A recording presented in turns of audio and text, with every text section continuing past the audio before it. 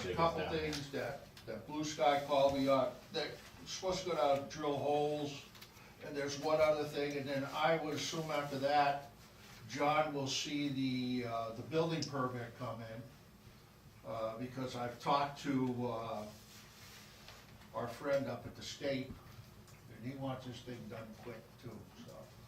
When you say quick, without holding you to it, are you talking The end of, this fall? the end of fall. Can they put it up with? They can put it up in the winter too. Okay. So, but he'd like to see it up this fall, because he would like to invite a certain individual out there, and he don't wanna do it in the winter time. This is a single pole, right, pole. with guy wires, it's not a, No guide wires, oh jeez, and it's not a pyramid no. tower, okay? Have you ever seen one, it's a single pole monopole, just like you would have on one of those wind turbine things. Yeah. And they don't put any guide wires on that, that's just one monopole. Only 2 feet in the ground, it's very nice. Yeah, it's good, I think that's the big reason they're coming out, finding bedrock, and also finding what soils are down in. Yeah, they'll pour a base, So, this What's room. that, Ed? They'll pour a concrete base about the size of this room. yeah. Oh, wow. So anyways, I think that's what they're That's good. And there's one other thing that they're doing, but I don't know what, that's minor stuff. So we're there, Yeah, that's We're good. there. All right, from, glad to hear it. Yeah. from 19 years ago. Yeah. Yes. Everybody in town, myself included, wants the tower up as soon as possible. And somebody asked at the meeting, when is it actually going up? That's a question that really doesn't have an answer. There are so many small details that have to be considered. First of all, is there's contracts with the town and Blue Sky, that involves lawyers. Then there's a contract with AT&T and Blue Sky, that's more lawyers. Then you've got public service, I still say public service, Eversource has to provide power. You're talking more easements, more contracts, more lawyers. So as much as we'd like to see this done yesterday, it'll be done when it's done. We are definitely the first tower on this FirstNet system. It is FirstNet, which is a national program and a statewide program, and no one has more incentive than AT&T to fulfill their contract. Yeah, They will expedite as much as possible. because Steve wants it up and the governor wants it up. Just for Mr. and Mrs. Hall, just so you understand the big picture here. 1 or 2 years ago, the town voted to have a cell tower there. The proceeds of the rental of the tower would be used to offset a new highway garage. That was actually 2013 and 14. 5 years ago, Yeah. okay? We'd like to have a new highway garage. But we kind of talked about getting income rental to help offset the cost of it. That's why we're trying to get this thing built, okay? Yeah. We have a nice school, very nice, Right. we need a new highway garage. But I've been working on this when I was a selectman, And we need cell phone coverage. way, Yes. way back. 19 years ago, I started this project. So that gives you an idea how, selectmen back then? yeah. So, but that gives you an idea of how long I've been working on this to get this thing into town, to bring some kind of revenue into town, and to help. And that was always the thing I told Rick, we're gonna build a garage with this money. And I made sure it went on a warrant article, so. But it's for the infrastructure, after the infrastructure's done, I don't care what the town does with the money. But, there are a couple more, and a lot of people know here, there are a couple more in the works, I'm working on right now. Couple more what? Towers. Towers, right. Not highway garage. Okay, no, towers. That's more money for the town. So that was my thing, that was my agenda when I came in as selectman, to bring money into the town, so. Okay, thank you. Yeah. Next item is talking about Old Town Hall. I am pleased to say that through the good efforts of many people in town, including John Mullen, we are now ready to start renting the town hall. Okay? You're on, I'm on. please. It is ready. We have an old town hall use policy. And it's been in effect since, 1778. no. Well, it was revised in 2014. Oh, okay. And, there's some, 18. You never used the new one. no, I didn't. So it was revised, but there's no change. There's no, But there was changes. well, they're. Even the one you copied is the new one. Anyway, long story short, there are some things in here that I think we need to clarify in the usage, because we wanna, first of all, we have an obligation to preserve that building. Now that we've received monies from the state to restore that building, we need to preserve it and make sure that it doesn't fall in disrepair. So part of that, I am sure, is why this old town hall use policy was put into effect. And it doesn't look like it's changed much since this original one, but there's a couple areas that I think we need to discuss. And I don't think we need to make change right now, but I wanna throw them out for discussion. Authorized users, I don't think anything changes. The Board of Selectmen and their designation shall approve the use of the users of the hall. That kinda gives us a blanket we can move around if we want to. Middleton residents and property owners are authorized to rent the hall. Rent the hall. Non-residents are authorized to rent the hall. No events for profit shall be allowed. Okay, this is where I think we need to discuss a couple areas. The rental fee. Currently, the rental fee is $100, a one-time event. So if you have one event, it's $100. If you have 2 events per month, so if you buy monthly, it's whatever it may be, it's $40 for 2 weeks. Okay? You correct me, because you're the one that I still didn't quite fully understand. If you occupy it or want to use it weekly, it's $20 per week. Okay, here are the criteria for the rental. Local nonprofit organizations not charging admissions shall not be charged a rental fee. So, what's a nonprofit organization? Is that? Rec department. Wait a minute. Sorry. Sorry, what is that? Is that a 501c, or is that anybody that says they're not-for-profit? What would that be? This doesn't say that, it just says a non-profit organization. What's the definition of? An easy answer is like Boy Scouts, but I don't know the technical answer. I don't either, you know, so here's the dilemma. Residents and property owners shall be charged a rental fee of $100 for a one-time use, and then they go into all this other stuff. So, my question for the board is to try to clarify, we have a group that meets there weekly. Yeah, we do. They're an informal organization or informal group of people that come and sit down. Is that an organization as defined in here? Or if anybody wants to come that's a resident, we'd have to, you know, what are we saying here? So, because if that's the case, then that organization is residents be charged a fee. Right. Is that what we wanna do? I think what we're trying to say here is residents that maybe use it for a particular event, a wedding, or a retirement party, or an annual party, that kind of stuff, or a fundraiser is a different thing. But I think I don't know if I'm making a mountain out of a molehill. It seems, What if you require the 501?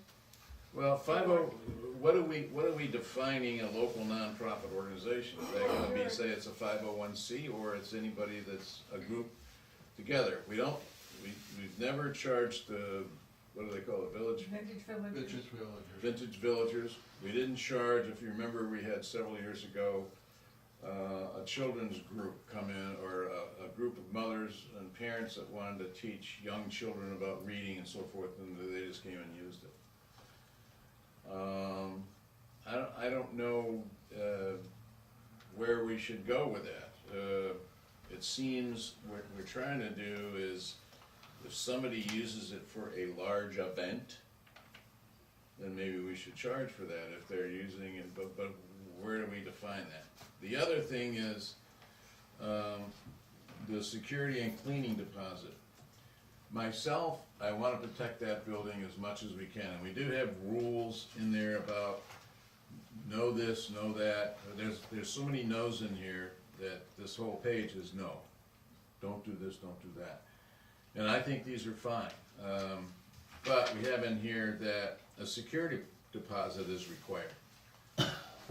$100 security deposit.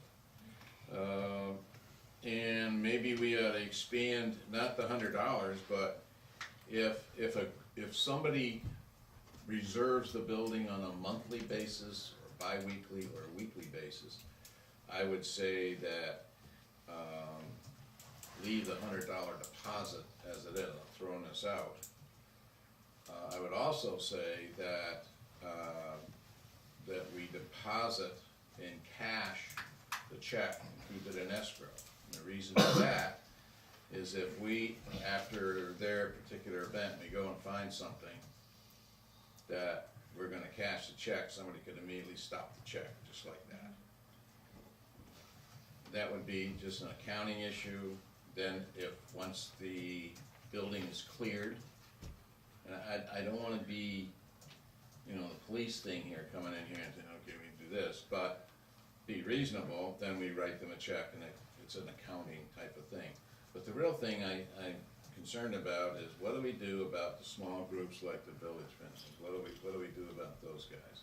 What do we do about other groups that wanna just come and have a women's knitting group? What do we do? Do we charge them $100 for that event? Most of these are residents that paid into the building. It's kind of their building in a way. We do have expenses for that building. We do have cleaning expenses. We're gonna have cleaning expenses. We have heat, we have lights, so forth and so on. So I'm just throwing it out for what if, what should we be doing, if anything. Good. What if you put that you would rent it to all except the 501Cs, with exceptions possible through the selectmen's approval? Well, Leave a clause for exceptions. The problem with that, unless we meet every week or something like that, people need the event, and they give us 3 or 4 days, we're not gonna be able to get together to make a decision on it. No, but I'm talking about, you make exceptions for special, you could adjust it in terms of a nonprofit organization, a 501c. There's other nonprofit organizations that are different 501s, whatever they are. So you could leave it as a nonprofit. You could word it some way that's a nonprofit registered organization. That's what you could say. Then what you could say is, and we have it up here, is that the Board of Selectmen ordained shall approve the use and users of the hall.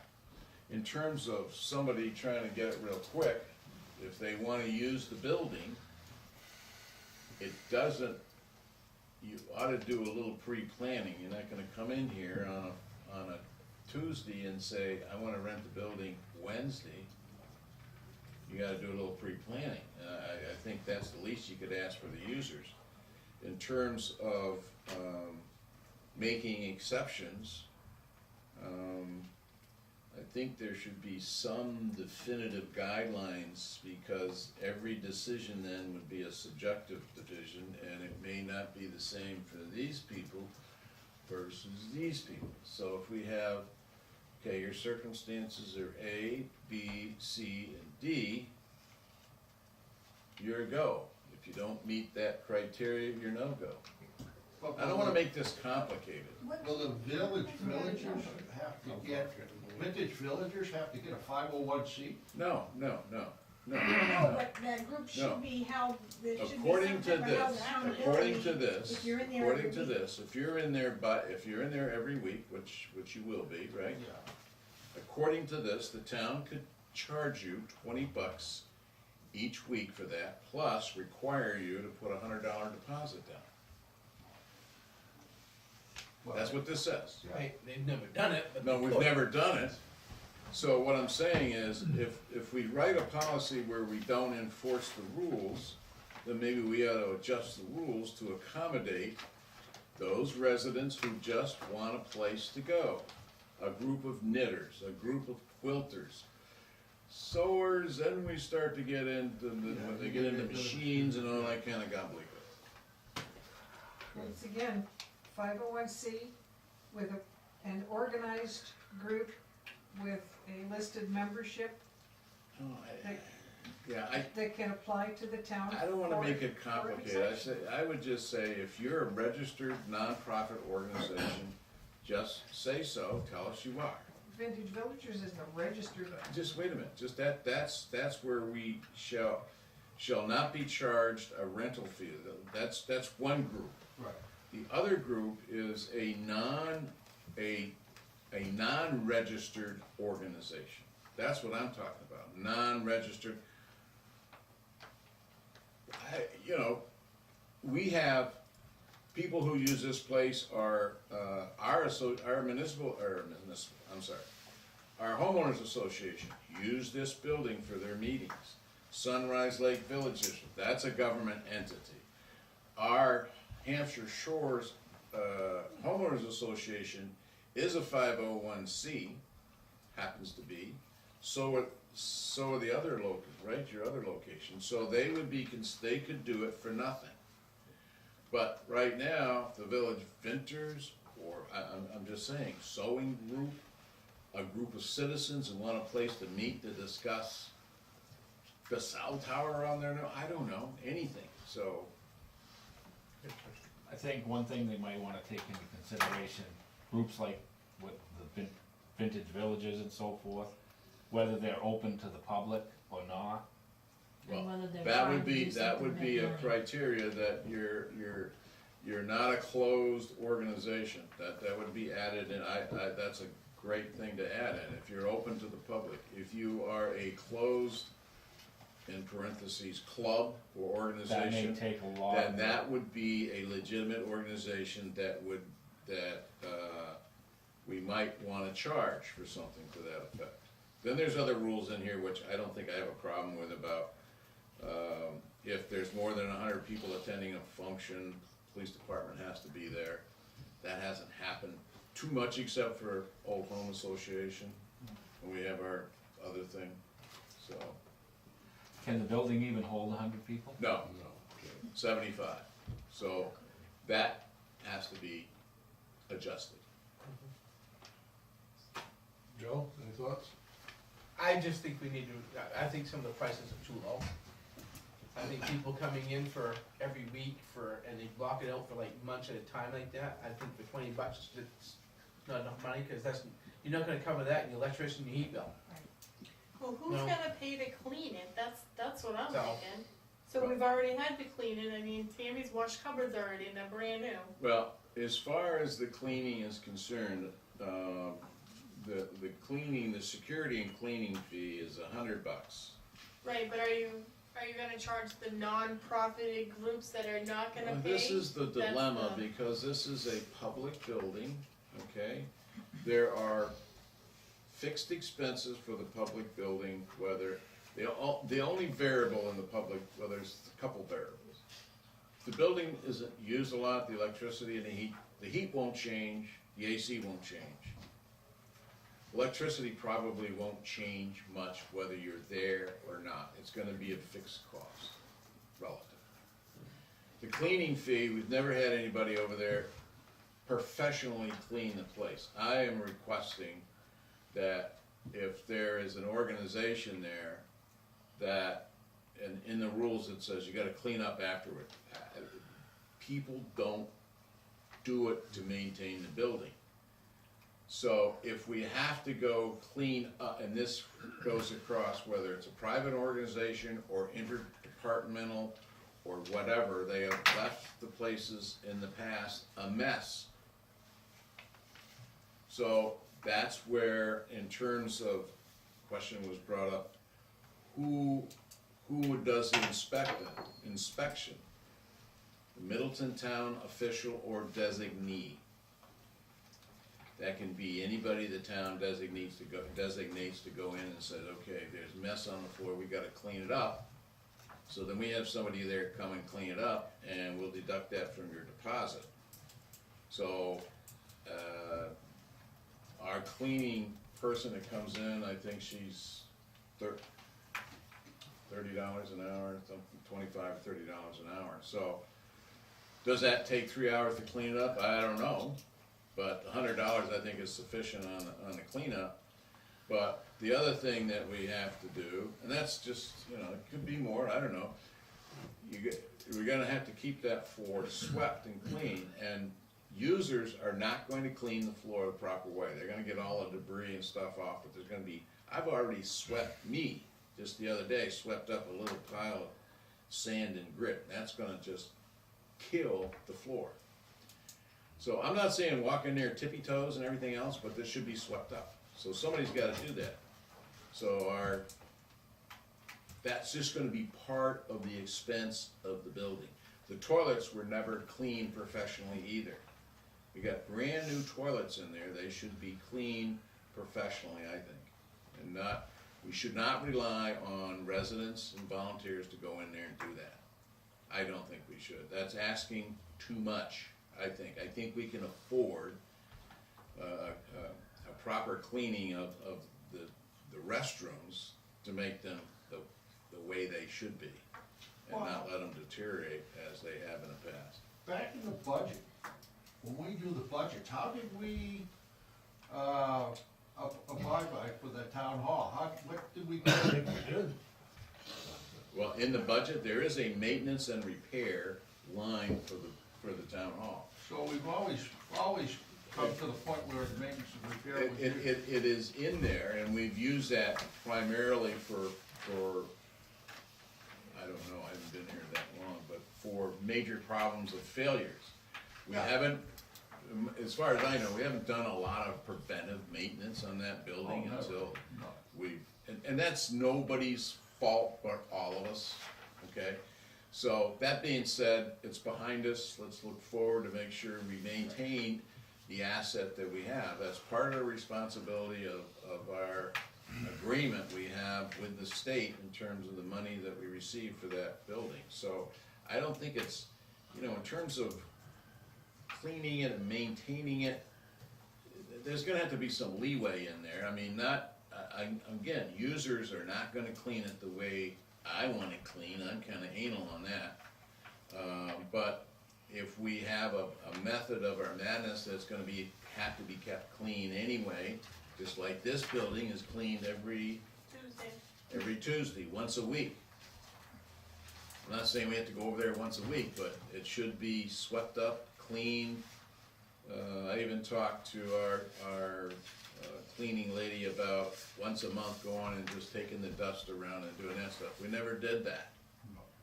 Building is too nice to not do that, and it's not, once, I asked her, how long do you think it would take to do the bathrooms? And she said, the first cleaning, maybe a couple hours, and then after that, less than an hour.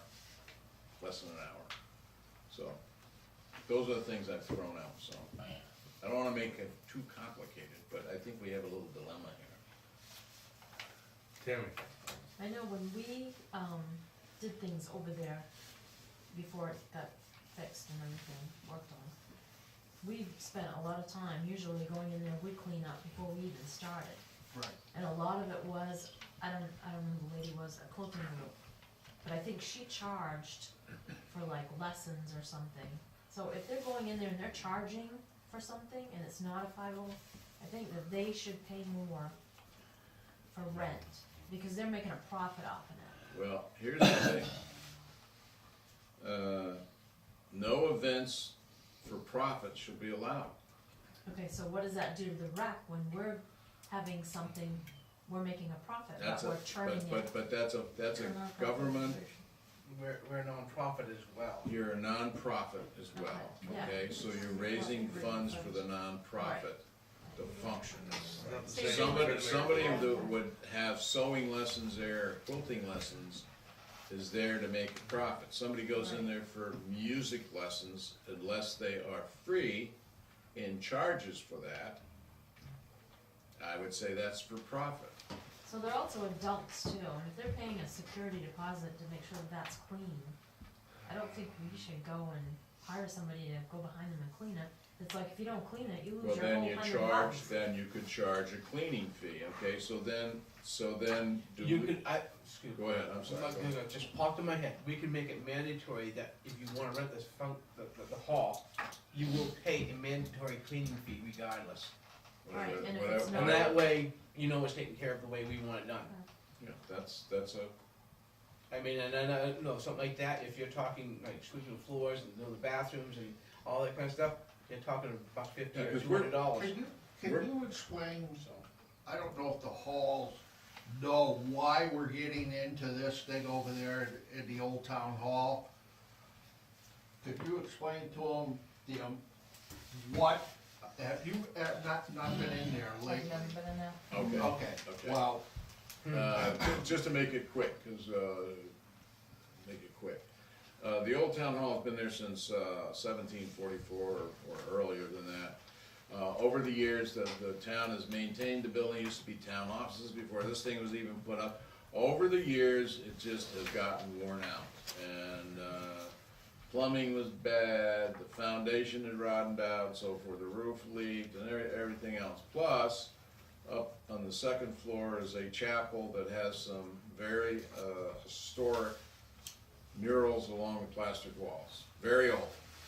So, a group of citizens within town of Middleton decided we want to renovate the building, so we got funding partially from the state to rehab it, and partially half from the state and half from the townspeople.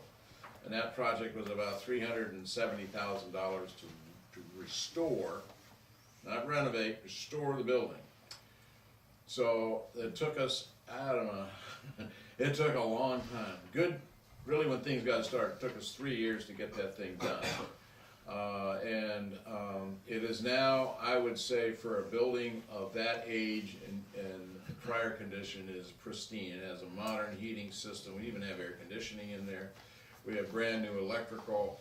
We have, we've stabilized and all the historic murals that are up on the second floor. We cleaned that place up there. That's safe to walk on. I mean, you could drive a truck on what we put that steel beams and this way and that way. We've replaced all the bathrooms that were less than desirable. Probably some leaked and unsanitary condition. The town also last year authorized to renovate the kitchen. And the kitchen is essentially a brand new kitchen. So, that being said, part of and we had a library that we've redone. Part of the contract for the grant from the state, the half they paid for the project, is that we maintain that building and they check it every year, so it doesn't deteriorate as before. I mean, we had a furnace in there that we never took care of, and it was a mess.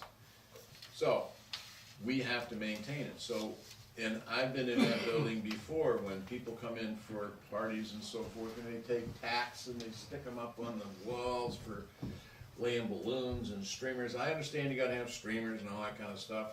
And when I painted that building inside twice, Scotch tape all over the place. I can tell you how many times I pulled Scotch tape off the walls, off the ceiling. I can't tell you how many patched holes I did on the ceiling, on the walls, and everything else. So we don't want that to happen again. We still want the people to use the building like they like to use it. We think we can put these things up with Command strips. what's that? Command strips. Command strips that you can take on and pull off, but it won't hurt the finish. Right. So to keep the building clean. We want the people to use the building, we want them to use the building, but we want them to use it, and I have to be The careful. way we want them to use it. Yeah, well, I have to be careful, use it like your own home, but some people don't work that way, so keep it the way we would like it to be kept. So, that's what we're trying to do here. The cleaning fee is, you know, not a bad idea to throw out there, but, yeah, we can talk about that. Okay, I'm done. Alright, my turn?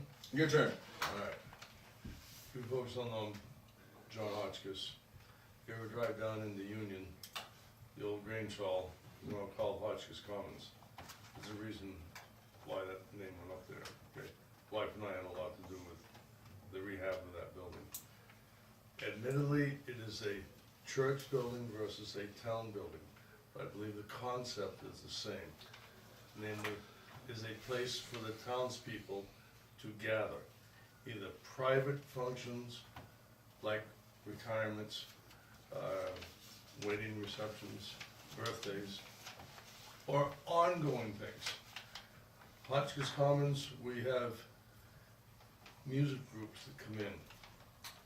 They're not they're not a profit, they're not anything, just a bunch of musicians that come and play every Monday night. We have tops down there, take off pounds sensibly. I don't think they're a 501c. They donate money when they can. They're not hard on the building, they just come in, get a wave and so forth. Boy Scouts are there. We've had various veterans groups who come down. They're not organizing anything special, they just need a place to meet. Union Village Community Association is somewhat similar to the vintage villages in that they meet once in a while. We don't charge them. So the idea of charging, the town's gonna use this more than other people. Various groups, the rec department will have big meetings there, the fire department could meet there, the police have an association meeting that could be there. The biggest use will be from the town. Do you have a policy paperwork? Oh, sure, I do, yeah. Well, is it commensurate, something that you can work? Yes, Sounds like a workshop problem. yeah, I think we ought to talk and get this resolved. In terms of cleaning, I agree with you, John. When someone has a funeral reception there, they take all the trash out. They do their best to sweep the floors. Church pays to have it done afterwards completely. I think the town will need to adopt a regular cleaning for that building, okay? When the fire department uses it, I do not expect them, unless they have a lot of refreshments, to do much cleanup, okay? Sweep the floor would be nice, but they're not gonna clean the bathrooms the way these bathrooms are cleaned once a week, okay? I'm opposed to a technical 501c. To me, that sounds like government just making it more difficult. The Village Vintagers, whatever that name is, Seniors. meet, and they perform a function within town, okay? And I'm glad that they come. I don't think we should discourage them from doing it. Okay, so if we need to amend the policy, $100 is okay, I wouldn't make it any lower. We can talk about the people that meet weekly, monthly, and so forth. One thing that should stay, and it will detract from the use of that building, is no alcohol. Right, that's, And I am firmly in favor of no alcohol. Those of us who've been around a while, Rick, and you, John, remember what happened up at the Pine River Restaurant in Union, Wakefield, a few years ago, with too much drinking, so I'd rather not get into that, all right? But yes, a committee, you and I can hash this out, I'll get my rules, yeah, look at yours, and we'll get it straightened out. very good. Go ahead. Grand opening. Yeah. Right now, we're shooting for the last week of October, it hasn't been cast in stone, should have that resolved next week or so. Don't forget to book it.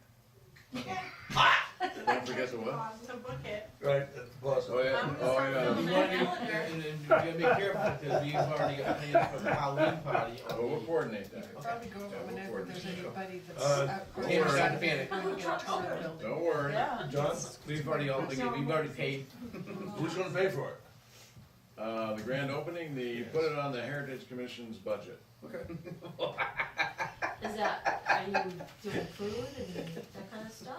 We haven't decided yet, probably, I don't know. It hasn't been decided yet. John, I'd be glad to work with you, we'll get this. Yeah, I don't wanna make it complicated, I just wanna make sure that we're doing the right thing for people like the village printers and stuff, that we don't complicate it.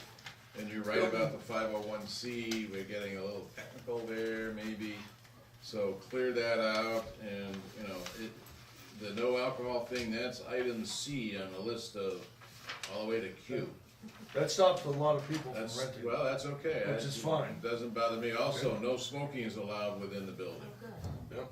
Should be that way, Yeah. especially with what. It should be within a perimeter outside the building as well. You can do it all to Just not even at all.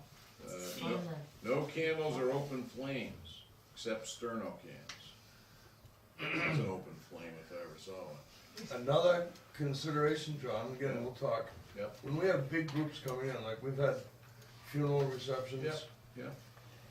A member of the church is there to help them with how to decorate. Absolutely. Not that we do the work, but we say, no, you can't put scotch tape there, you can't block this fire exit. Somebody suggested to me also that, you know, we have storage area for tables, we have storage area for chairs right now. It hasn't been totally fine, but somebody mentioned to me that you have a pictogram. When you have an application here, you say, okay, if you're doing the kitchen, you're using the kitchen, this is where stuff should go back and how and where. Yep. that's a good When you idea. put the chairs away, this is the way the chairs should go back. Or, you know, somebody mentioned don't even move the chairs. Just leave the tables up where they are, because we would prefer to do that, but then we gotta find the public works, highway department help that. I'm just throwing that out there. Fine with me. I'm just throwing it out. But, you know, that would minimize, the board has wisely, in my view, spent some money on getting brand new tables and chairs. Those tables you can lift up with one hand. Before, you couldn't even, so people would drag them across the floor. That's why the floor was done over the years. So those pictograms would be something we could work on in terms of where stuff goes, because people say, well, I don't know where the pots go. Even though you took the pot out, or where the silverware, what drawers the silverware is supposed to go into, if they use silverware. You know, what are you supposed to do with the refrigerators? A lot of that stuff's in here. But, I think with the new building, we can modify and refine this thing to clear it up. So, yeah, look at your regs that you have would be great. So, okay, I'm done. Okay, last comment. If we had a bigger room to meet in for selectmen's meeting, would we have more people? Nah, Not initially. Okay, this isn't for Enough. the dreams. new business, old business, what else before us? I guess, Garbage pickup, I'm sorry. Need to get the garbage picked okay. up. Did we find out if every bag has to have a sticker? If I have an old suitcase out there, but it's not in a bag, are they gonna take it? And how many mattresses and What box happened to springs? have Peter, what's it, or? You Yeah. he emailed. You can have as many items as you want as long as they are stickered. So if you put the suitcase, they won't take it without a sticker. So But if it's in a bag, But if it's in the bag, they should be taking the bag according to Peter Lashabelle. okay. And I emailed him, are they opening the bags? And he hasn't gotten back to me. I think he's avoiding my opening question. Right. Okay, so how many box spring mattresses? can Many You do can want. put as many as you want as long as they have a sticker. sticker On each, on Yes. each one. on each. So if I have a king size mattress and the box spring is into two parts, I need three stickers. Okay, just checking. And put the stickers on first thing in the morning, not the night before, because people seem to Steal them. steal them. Really? Alright, People being people. Yeah. alright, People Roger. out of town. I'm just checking. Wednesday, October Cemetery Association is having a meeting in Manchester, on Dairyfield, I guess it's Dairyfield Road, probably. Dairyfield, whatever that is. Mammoth Road. Like to become members of that, but seeing you sit on the cemetery committee with me, would you like to go down there? Because this is gonna start putting us into that second realm of needing those people. Yes and no. Spoken like a true politician. You betcha. Yes, I'd like very much to go. I'll be out of country at that point. That's John. October 10th and something, yeah. Yeah, October the 10th. It's only in the morning, till noon. From what town is it in? It's Manchester. It's in Manchester. Yeah, till 12 o'clock. The 9 o'clock reception, coffee, but that'll give us an opportunity to Right. join the New Hampshire Cemetery Commission and give me an opportunity to start doing some networking and finding out about down here. Roger, the last cruise I went on was my senior class trip to Vietnam. Oh, that was a good cruise. Planes land and take off. This cruise, there won't be any planes taking off, I hope. Okay, but yes, I'm interested. Can you Just go? can't go. I can, yeah. Would you like to go? I don't work. I I don't work either, but, sure, I can go. But beyond that, yes, I'm very much interested in. yeah. Well, we'll pick up everything we can. The preacher can't go because he's doing some things with his new lot over there. And probably Roy Stewart will be going with us, so, Is he on the committee? yeah. Okay? All right. Joanne, question? Another new business, the school board voted to put up the fence. Yes. Yeah, that is very good news. Good. Good turnout for the school board meeting. It was, Very well. especially having Linda Adama there. Yeah. It was quite a diatribe. Nothing else? Anybody else? Rick? Yep, and let Eddie go first, Fire away. because you had an update on your highway Okay. van down there, and I got a Update couple site. things here for you too. They're getting very close to being done, a little bit of parking area left to do. Gravel wetlands need a little bit more work, a little cleanup from washouts. We had exceptional amount of rain earlier this year. Made things a little difficult down there. A little bit of looming, seeding, stabilization, and they should be done.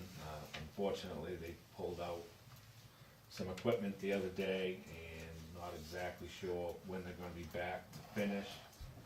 Left a phone call with the owner, let them know that we're kinda hoping they would be done by the end of the month.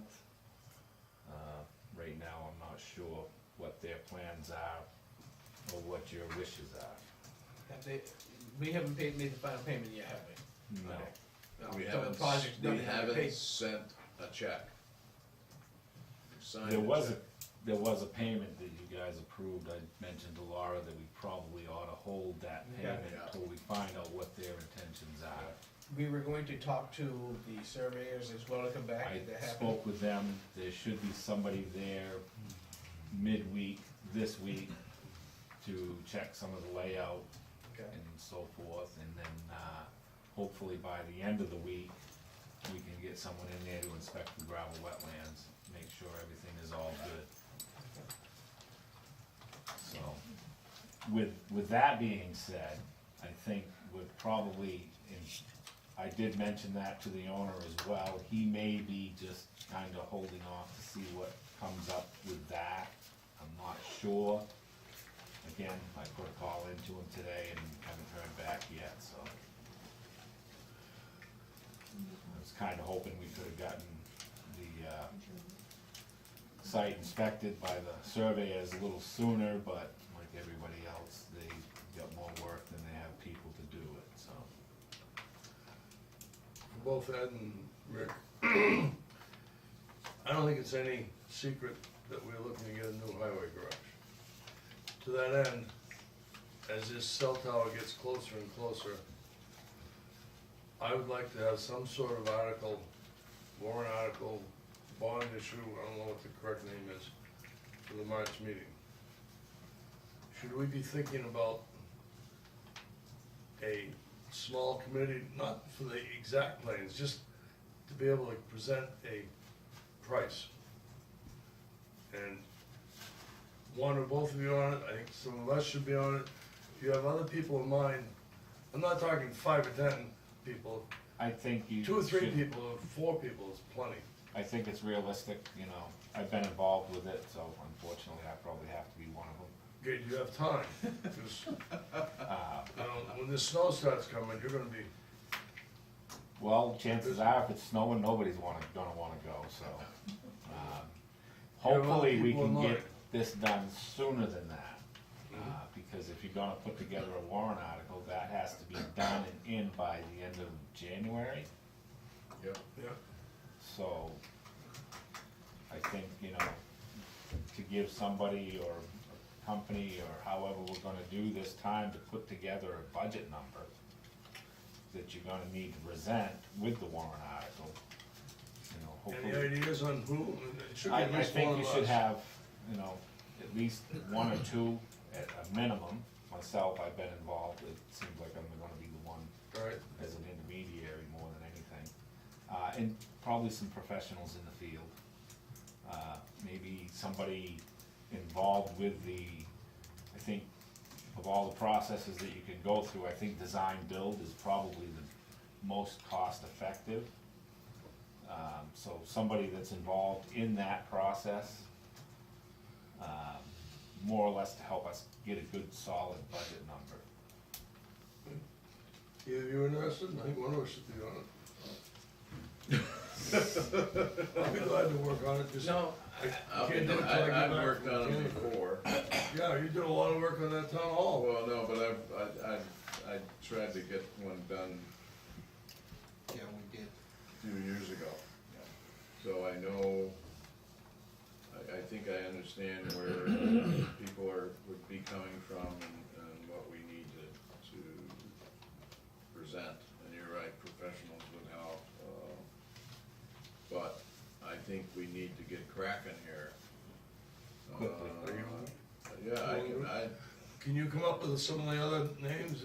Either one of you come up with this? we have. We've hashed it around, we can put together a group pretty Small quick, group. I Yeah, think. you don't wanna get too many, because then you get, too many ideas. yeah, Yeah. I can do that. Would you also look into financing? Is it a bond, is it a loan, a grant? Yeah, yeah. Do we need to tell Joe first? To break the news? No, I'll talk about that later offline. Good luck. No, no, she would, as long as I'm home every night, that's all that matters. Okay. All right, more Ed, or that's it? Hopefully it can be done during the day. Yes. I agree. Did you get the answer to the question that you really wanted? That if these people don't get this done by the end of this month, it says it's supposed to be done by the end of this month, who's gonna be down there to tell them either they can continue or they can't continue? Is that up to him, or is that up to somebody up there, or? Along those lines. The contract Continue says what, it ends end of with the the month. work? Yeah. Yeah. Well, What is your desire? he hasn't fulfilled the contract, right? He has work yet to be done, right? So if, he just has to be reminded he has work to be done, and, No check until it's done. well, you know, his final payment is being withheld until the job is complete per our specifications and approval. And as soon as Norway gets over there and gives us an idea, if it's all right, then you gotta get over there and finish it. And please finish it before the snow flies. He hasn't got that much stuff to do, I suppose. Well, I know, but I mean, Yeah, if he got right on it, it wouldn't take long. I think Okay. Easily within a week. Okay, They so- don't have that much, but they just gotta. we're not gonna there get and snow do it. until November. And I kinda have a feeling that he's probably got a little bit of a hint that, Okay, so Where- our first step, as a. I'm sure he's gotten a hint from his crew that, you know, I'm getting sick of going down there, so. Well, So- as, We pretty much to have given Rick and Ed authorization to Yeah. make sure all this is taken care of, without, because we're not there every day. So you're gonna be our eyes and ears and decision maker on it, so. Well, You've been you know, doing it all so I long, have to stay stay on with them it. a little bit here and there, but the work we're getting is being done right. Again, I have to stay on them a little bit, but, and there's no doubt that we're getting our money's worth. So, Well, rest assured that you're not wasting your money. no, based on my experience on the Old Town Hall, Sunrise Estates, that kind of stuff, you just gotta stay on them, that's the whole key. So, So, what I'll do is I'll pass along, you know, the desire that he gets it done before he gets any more payments. yeah. Absolutely. Is there a plan B? No work, no pay, get somebody else? Kick him out of our sandbox, keep his money and finish it ourselves, Yes, that's the plan, that's the possibility. but that probably would land us all in court, so. For that kind of money, So, yeah, for that kind of money. I would, So it's, I'm gonna give him the benefit of the doubt that you know him better than I do. I think he might have got the hint, he hasn't called me back, he's probably scrambling right now, trying to figure out. Okay. All right, All right, is that from you? That's it? That's it for me. Rick? So it's okay if they work after the end of the month then? And I will not be there next week, so if they're there working, somebody else will have to. I'll be there. sit there. Yeah, he'll be on vacation, so. Don't call me, cause it don't work where I'm going. yeah, I said Highway Garage Subcommittee, that's what it was. Rick? So I'm here all the time. There you go, the red light's on. All right, thank you all for coming. Roll call, John Hotchkiss here. Joe Bailey here. John Mullen here. Okay, we have minutes from the selectmen's meeting of September 10th, which would have been the second Monday. There was nothing on the 17th because it's the third Monday. We had a meeting, but it wasn't. So, I've had a chance to look at those already, so I'm okay. You folks are. Yeah. All right, is there a motion? Go ahead, No, you had. I make a motion, There's no fight over it. we approve the minutes of September 10th as transcribed. Second. Okay, all in favor? Aye. Aye. Opposed? Abstained? Okay, next, 53 Gary Road D.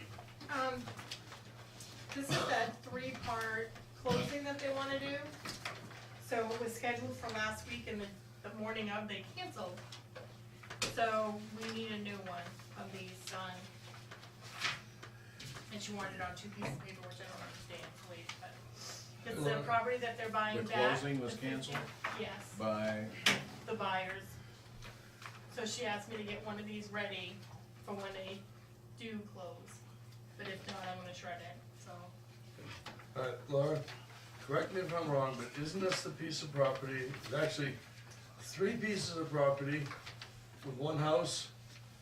Am I correct so far? No, nope. No? This is the property that we took for non-payment of taxes. Okay. That's literally built on somebody else's property that we That's the one I'm technically talking don't about, want. yeah. This is that one. There's another one with the 3 properties and our house is in the middle. That's a So, different thing. explain what's going on here. We've got Okay, a so, house on, and we have deeds that don't line up with the house? right, we took the house. The people that bought the property next to it had it surveyed and found out the house that we took is on their property, except the little teeny porch that's on the side. So it's a legal disaster. So the girl that we took it from found a buyer. So, but she has to buy it back from us before she can sell it. So that's why it's a 3-part. So our attorney will take this to the table, get our money before she turns it over for her to sell it again at the same time. How does it ever get resolved as to where the house is and the deed? and Because all the that? person that bought the land will now own the house. And So they'll merge it, so it'll be all one. What about the little porch? It's, Well, they'll own that too, so technically Okay, own so that. technically, one person owns enough land to own the house. Right, That's what we're doing, okay. perfect. What did that say? you understand that? I do know, yes. If the property not gone to tax deed, we never would have known about it. Nope. Can I continue? Yes. Gotta have that junior on there, it's not a bit.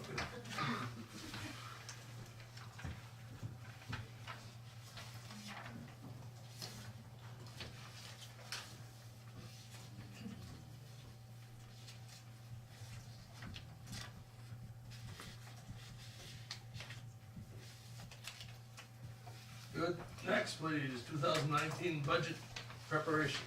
I got your preliminary budget schedule and your budget meeting schedule for you to approve. Cause last year they went out, October 1st. Okay. Not far from there at all. Did you guys like how we done it last year? I did, yes. You liked it? The budget committee liked it? Okay. I have no opinion, 'cause I wasn't there. You'll learn.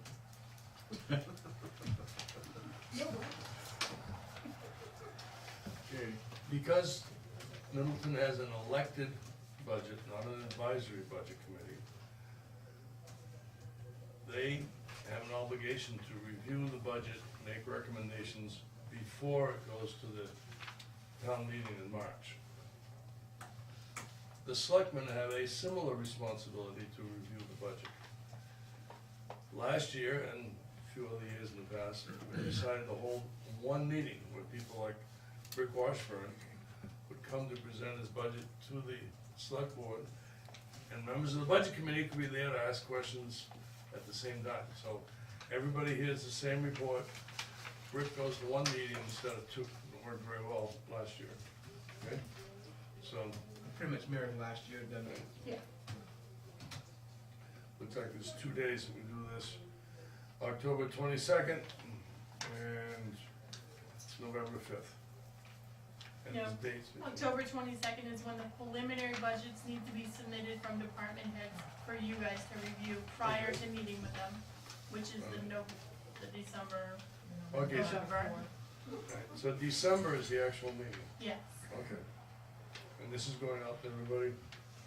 For certain group that does preliminaries one week, then in November another preliminary. Oh. So they have time to review Oh, them, all right. and then they sit down and meet with them on one night. And we went from October to November to December. It's December, the sit down. So- Missed something somewhere. All right, The one that you guys will be at with everybody December. December 5th. Starts at 3 o'clock, runs till 6:30, 7 o'clock. Okay, good? Good dates? Yep. Dates. I guess. You gotta put that in your calendar. I will, Phone. all right, let's see here, okay, this is, I had to send here. Especially with the times on I that. need a copy of that, so, You'll get a thank you. All right. Okay, next please, Deer Run Road, property sale. This is the property that you accepted the bid on last week. Okay, I have the deed and all the paperwork that you need to sign. Which is basically the deed and the senior paperwork.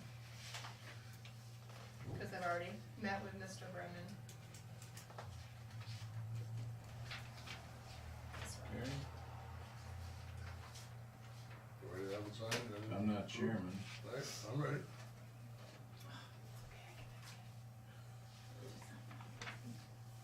I'll give it a chair and you'll be the man. It's a long day now. That was Thursday, just so you know that's long. I do read those things, see. Okay. Laura, here's a chance to impress us. How is it that you came to know how to do deeds? That's, somehow that doesn't seem to fall in that regular purview of. I sold a piece of property, bam, that was that. Pam Frazier actually showed me the steps. Sign those in the back or something like that. Right here, yeah. I spelled your name right. Pretty good junior there. I scanned it on modified, nobody will know. You're gonna fill in that date? Yeah. Okay. Did you sign this too?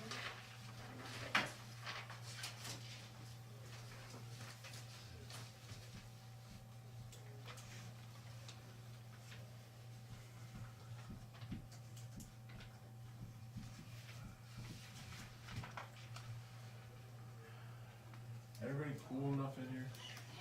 Just ask Laura. The fans are going, the doors open, finding out the AC on. I was, I didn't want to even know about the AC. See my breath out there. You thought I was bad. Yeah, God.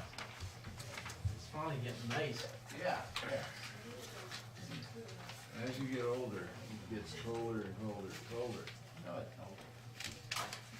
don't. Okay, we ready? Still signing the municipal buildings furnace servicing. We need to find out who's gonna service our furnace here and the highways before winter.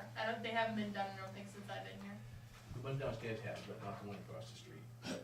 What about the, Old Town Hall? No, doesn't need it. That's new. Yeah. That's- As long as somebody changes the air filter, you'll be all right. Which we have been doing regularly. Okay, well, what is your pleasure? Any input from anybody as to? Here's our conundrum, okay? We can certainly call around and find someone to do it. Joe Bailey is a certified gas, oil burner, boiler technician, repairman, installer. In the past, he's done a lot of work for the town for free. That unfortunately met with some criticism, thinking that he was getting some sort of favoritism for doing the work for free. So, I'm not sure how you can be upset if somebody does it for free. So, what is your thoughts on this? We could excuse him from doing it and hire someone to do it. I believe, you know, I say I'm correct in hire saying him. you're reluctant to do it unless you get some direction. I say hire him and give him a decent wage for doing it. The biggest problem is, this all came up, it was during a bad time with the town and certain employees in the town. And we had a situation where the assistant attorney sat in the office like that, and as a parting shot after our meeting on some other stuff, he looked at me and said, oh, and by the way, anything over $250 you have to put out to bid. You can't just go ahead and do the work yourself. Okay, so Even though it's free. at that point, because it's my livelihood and I don't wanna lose my license or be shut down my business because the county district attorney's not happy with me, I decided I can't do anything for the town any longer. But, to do cleanings, it's not gonna be $250. So, I mean, I have no problem doing it if you guys want me to do it. Cause I mean, it's like you said, $250 has to be bid out, it's not gonna be $250, I'll do it if you want me to do it. On condition that you accept payment for it. We'll look at that later. No, you do too much for the town and you have a livelihood to take care of too. I think, the town needs to have a contract for cleaning furnaces on a regular basis, particularly the oil furnaces that we have here.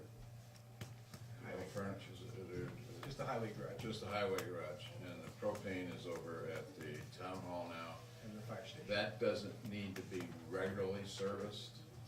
Propane's a lot cleaner, and so forth and so on. But oil furnaces need to be cleaned on a regular basis. Annual. And, And I'm gonna tell you something, you know, when we were, well, you're selected now, but when we were selected, who was doing this one down here, and then we found out from Joe that there was dead birds down in there. That's why that doggone furnace never worked. well, So, I mean, you can't just throw some fly-by-night guy down there that says, I do furnaces. okay, so the point is, if we go out to contract, just like any other sales contract, to come back in and what they'll do to clean the furnaces. They'll clean a furnace, what's a normal charge to clean a furnace? $150 from Strojans or somebody like that, I don't know what it is. Or whatever they're called now, service agents, so. Service experts. Service experts. So we do have a conundrum because we don't want to, we certainly do a lot of free work for this town on various things that we do. A lot. But we don't want to, I don't want to put your job or your livelihood at jeopardy at all. So maybe we ought to, I did talk to Mike Vashon, and he did say, express an interest in it, but I don't know if we can get to it. That's the. well, that would depend, I mean, I used to have my propane furnace clean yearly. I'm anal, I guess. So it's not necessary, but an oil burner, I've never had an oil burner, so I don't know, but those need to be cleaned regularly. So I'm not adverse to having it done by you, but I don't wanna put you in a position if there's any question of impropriety whatsoever. I really don't. I see two problems. First is of an immediate nature. We better get this thing up and running for this winter. Beyond that, we could advertise for a annual contract, and then we'll have time to receive bids and so forth. So let me take care of them for this year, and then we can take care of it going forward. I can agree to that. You know, in terms of, they're, right now, the time of season, their service contract, or not service contract, but service calls are starting to go right. Oh, yes. So, and as well you know, but I think from a prudent point of view, so that there is no question of impropriety whatsoever, that we should go out and see what comes forth. I could resign this one. I don't think so. So, the one that comes into question that needs the most use is The highway garage. highway garage, right? 'Cause That hasn't been done in years. It's not working now, Okay. so, and it's questionable whether it may need to be replaced. At that point, I would have Oh, to. serious? If you have to do something like that, Well, then I'm it- out of it. Yep, but I think maybe But I can we, tell you that too. Once I go over to take a look at it and see what's wrong with it, if it's got a crack, heat changer or something like that, or it's just no good, I'll let you know. yeah, well, we'll cross that bridge when we get, no matter what happens, if it's bad, we have to consider whatever we have to do. Yeah. As far as downstairs is concerned, you did that last year, so 2 years ago. 2 years ago. You know, to protect our Must be good, assets, still running pretty good. yeah, to protect our assets, we need to have that. Yes.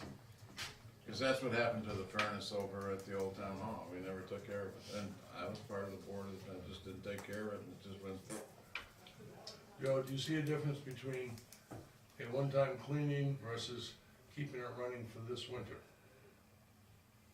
Do we have time to put out a bid for contract for cleaning for this winter? Or no, we better get you in for this cleaning and any emergency calls, not replacing the whole thing, but just for this winter. And then Let's get through this winter and stuff like that, and then next put year out comes bids for a spring. contract. Cause we have like, we buy from Irving, we buy from Dead River, okay?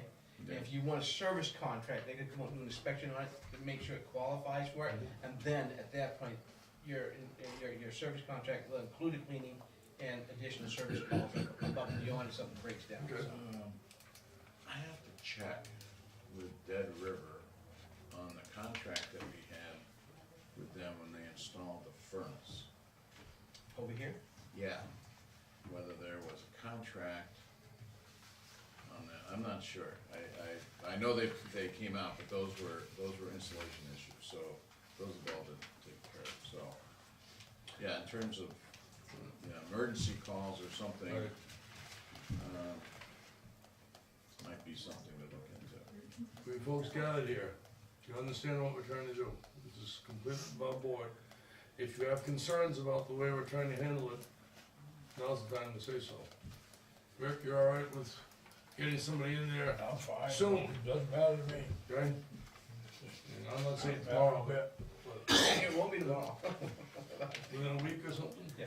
You guys might wanna get on it as soon as possible, 'cause like I said, it hasn't been cleaned for quite some time, it's been in there since 1999, and it ran a lot before you insulated that building, and you could have a crack in the heat thing, who knows, I mean, it outlasted the fire department one, the fire department, mine was put in at the same time, and theirs went a few years back, so Yeah. that's why I say it could be to the point where you might need to replace it. Yeah, well, we may, if it's fixable. I'll be fix honest it. with you, I have nothing scheduled for next Monday.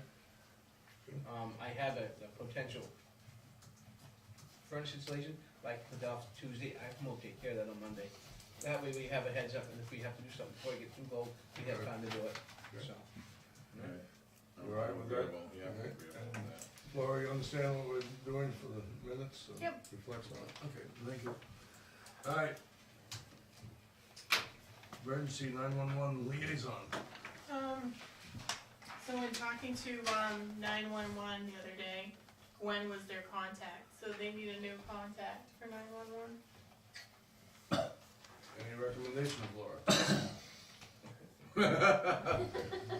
Question, Mr. Yes, What does the 911 coordinator liaison do? Well, what they do is that if a new home is being built and the building permit comes through John Mamone, and then it goes to whoever this person shall be to reach out to 911 to get the listed number. Okay, the who has address. done it in the past? Officer Lamontagne did it for years, And he was, the police sergeant. I know that, but was he on the, okay, so he's not, nobody down there is doing it? No, when he left, they put it up here. And Who Gwen put it offered, up here? well, nobody was doing it, so it came up here like everything else, it ends up on your desk. So So- Gwen offered to do it, cause she had done it in the past, Oh, Gwen offered to do it, Would this fall under emergency management? yeah. maybe. Officer Cooper? Right. I would suggest checking with him. Okay. Seems like something that you would wanna Yeah, be involved with. Right? it's not a, yeah. Otherwise, I guess it would go back up to the assessing clerk, is it? Because she would have the records, the tax maps, all that kind of good stuff, but is there a place for two here? Yes, your primary and your secondary. Well, then maybe, right now, we don't have a primary. If we send it to the assessing clerk, which probably makes sense if that's where it was going. Right. So do But the secondary contact should be emergency management, right? I'd do it the other way around. Or switch it the other, whatever way. Right. The primary contact, I guess, would be, there's two. Data operations liaison, which is what? Does the data entry? Which is the assessment Well, the clerk. primary is data operations liaison, and then they're both the same. How come I got primary and second. As you age, stuff gets slower. I thought I put your name on there, but I must have missed the junior. No, you missed the junior. Okay, Alright, so, Laura, can you check with, Officer Cooper I will. and, aren't I on that? I can check with them. Who's our secondary now? If Gwen was There's no primary, there- but there's there nobody. was no secondary at that point, and she signed on? She was gonna volunteer to do it. She did. She was, she's She been She doing was, it. she's been doing it. She was Yeah. the primary, so who was her And now secondary? we have, I don't think there was one. Okay. So I'll It might talk, have been one of you, maybe you I'll don't talk even to know. Officer Cooper, since I'm the liaison between them. I think it was, I think it was Hotchkiss was the secondary, but I'm not positive, I'll. Well, I guess you're gonna have to cancel that trip, cause you're like 13 and ill. alright, next item, assessor position. Actually, Salt. I'm sorry, subcontract next. Oh, salt contract. Okay, the new contract for salt needs to be signed. It's going down that much. I do have a question of our You don't need that. road agent. Shed lasts another year, as it stands right now? We may have to put a top on the roof, and we gotta put a piece of plywood on one side of it or something, just to get it by. Okay. I believe we can probably deal with it. Alright. And that salt head, their contract, like she said, has gone down, it's gone down like $2 and 73. 73 cents. Over the total contract, you're gonna save about $2,500. If you buy all the tons that you're contracting on there for. Anybody know what the salt shed is? It's on the far end of the, highway garage. It's a beautiful thing. Yes. Mills and Taj Mahal. You're probably looking at two prices on there, John. The untreated salt is the one that you're more gonna use of. The contract's actually backwards, The bulk safety salt, is that what you're talking the about? lower priced one.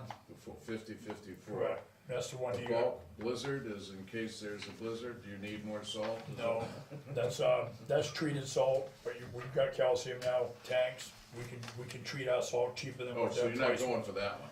No, that just ended up on, and the numbers are backwards. Oh, okay. The higher number should be with the cheaper salt, but it doesn't matter to them out there. I called and questioned, that doesn't matter, it's been like that for a few years. So you're talking about 300 tons of the bulk safety salt, is that what you, no? It's the cheaper of the two would be the 600-ton one, right? No, you got it all back asswards there. They got it back asswards. They got, It's been that way for 10 years, so. well, just one of my favorite things, it's always been done that way. Bulk Blizzard, this is what their quote says, bulk Blizzard Wizard, 600 tons at $67.54 a ton. That's not the one that you're gonna use the most of, it's the next one, and that number should be beside the next one. Bulk safety salt, 300 tons. It And should you want be- it 600 tons? No, I think you're more concerned with the price, aren't you? Yeah. What's the price on the second item? 54 a ton. That's the one that you use the most of right there. Even though the contract's showing you 300 ton, you're gonna use more, closer to 600 to 900 ton of that salt right there for $50.54. That's You- total, oh, I see. You won't see any, Okay, you won't see any of the Thank you. 300 ton one for $60 and change, we don't buy that, okay. So they have a total tons of 900 ton. correct. So they broke it out, so you're gonna use 600 ton of the bulk salty salt mix and maybe 300. You know, we won't use, You won't use hardly any of that. Okay. we won't use any of that because it's cheaper for us the way we do it with The way the you do it. calcium stuff now. Okay, I'm good. So you could use more than the 600 of the other one. That's just a crapshoot, I don't know how you want it gonna be, if you go by the almanac, you're probably gonna use 1900 tons, so. Okay, thank you. I mean, bottom line is it's gone down, it's not gone up, You guys from out of Portsmouth? yeah. It's more than salt, it's not Granite State salt, which is really international salt now, basically. Rick, looking ahead a bit, I believe I'm correct in saying that when you go out the road, the salt and the sand is supposed to be mixed. It's not all salt, it has to be mixed into the sand, right? But right now, when you mix out in the open, right? The salt's undercover, but the sand is not. To mix it together, it's done out in the open. Ideally, with a new salt shed, is there room to mix it together undercover? In the new one. Right, so that the salt doesn't get hit by the rain. Right, or buried in foot and a half, 2 feet of snow, and you gotta try to scalp that off without getting sand and salt in snow to Right. dispose of. Yeah, the new salt sheds you got designed has got room for, I think it's like 300 ton, I think, of the mix. And 200 ton of the salt or something like that. So even though this thing holds the salt, we're really You don't have no room to put it inside when it's mixed. behind the times in terms of how it's supposed to be mixed. Correct. Okay. All right, now the assessor position. I have one more question. Yes. How much waste do we have, Rick, over on salt, because it's still like that, not being covered properly? Well, when it's mixed, you mean? Yeah. Yeah. I don't know, it's hard to say, I mean, like I said, when you try to, when it sits out there and it snows all night long, you're not using it during the storm, you don't use it because you're just plowing it off, so it sits there, and if you get a foot and a half of snow, you got a foot and a half of snow on top of the salt sand pile, and you try to scrape it off with a bucket, you always get some, so I really, if you was to guess, maybe 100 tons maybe of salt sand mix altogether, but that's just a wild guess. I don't really keep track of it, but I do know that it doesn't go to waste because we recycle it the next year because we Okay. put it in a certain spot, so. Alright, so it's not really a true loss then, okay. Well, You lose a little bit of salt from just the water washing. right, The salt. if you get a rain during that, And a makes snowstorm, then negligible. so, yeah. Right, cool. It's more of an access issue, getting covered with snow. most towns, as they update, they go to something big enough to mix it. Everybody has, yeah. Yes, I'm looking down the road because at some point, we're gonna have to look at what we're doing with this. Well, that's been looked at, and that's in that salt shed plan where your highway facilities got that plan, the Right. salt shed's planned for exactly what you're talking about right now. Alright. Next item is assessor position. I think the correct title should be assessing clerk position. Everybody understands the difference? We hire a company by the name of Avatar to do the actual assessing.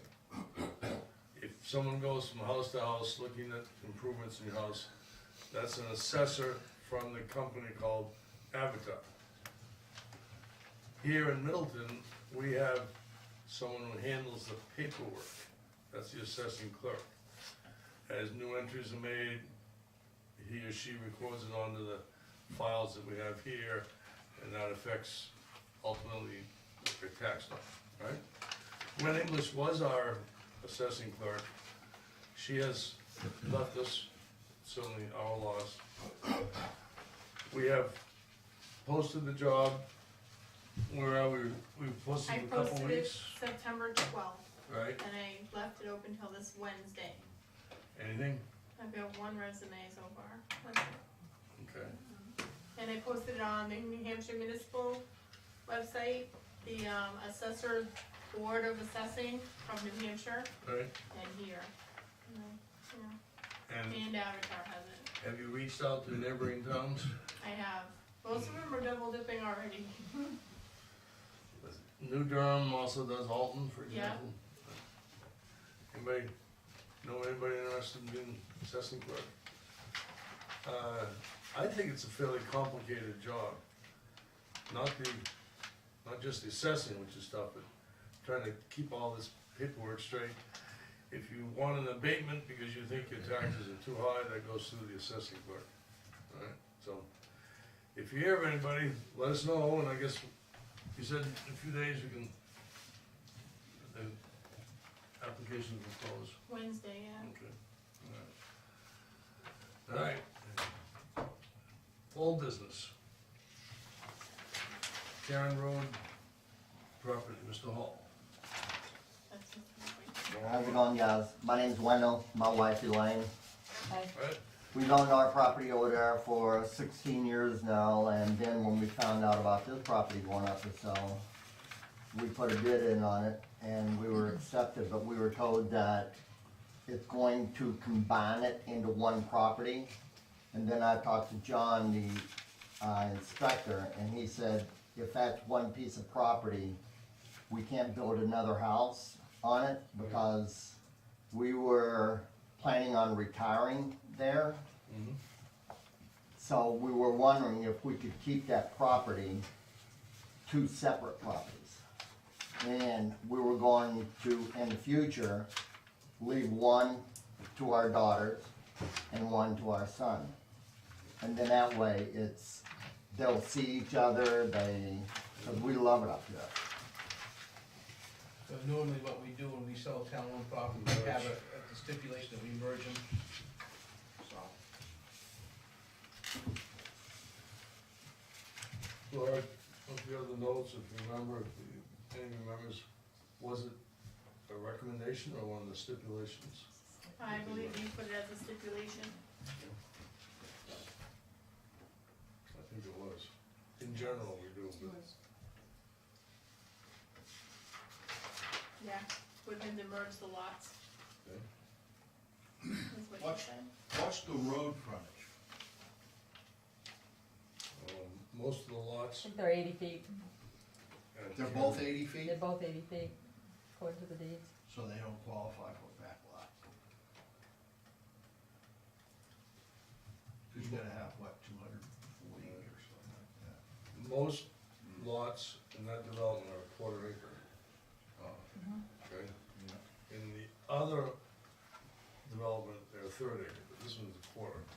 And I'm pretty sure Karen Road is a quarter each. And a corner lot might be a little bit bigger, but in general, they're quarter lots. Thoughts from other people? Understand that we said merge it into one lot, one house.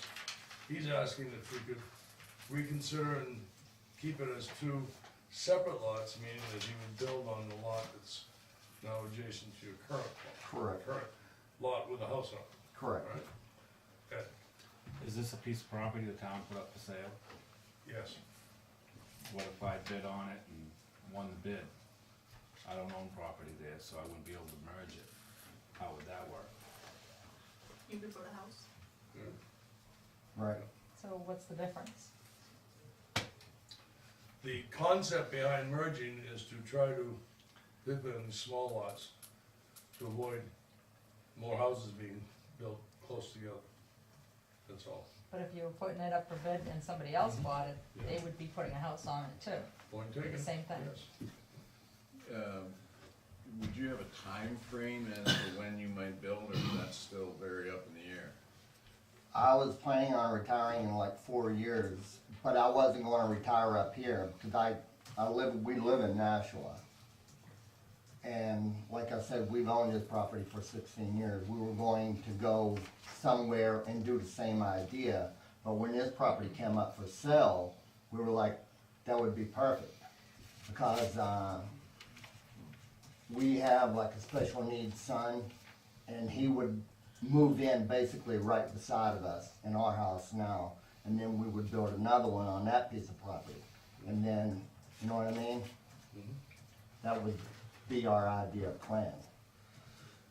In the past, we've certainly merged them, but I'm not sure that's a legal requirement.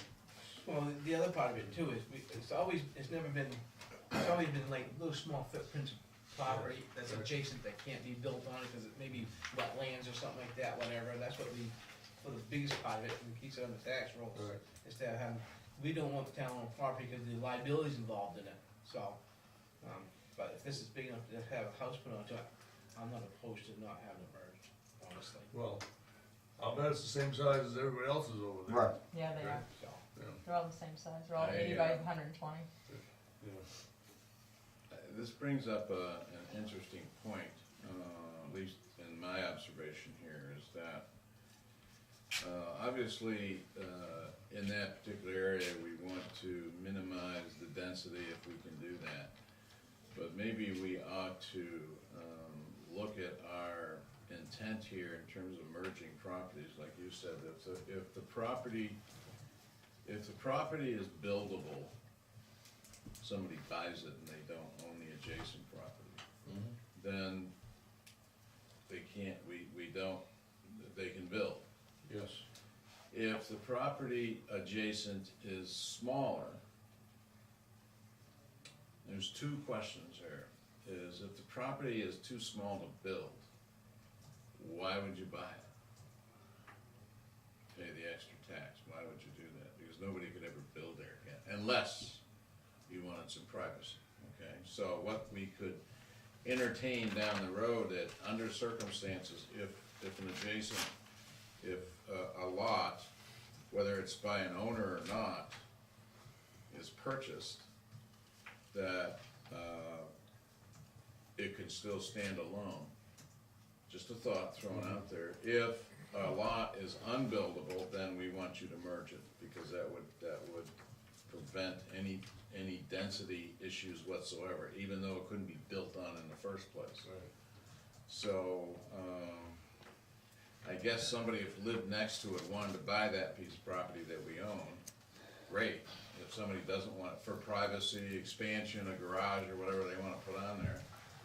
Some people will buy a piece of property that you can't build a house on, but you can just put a garage. I've known people to do that, or some accessory building that you don't have, a garden or whatever they don't have room for.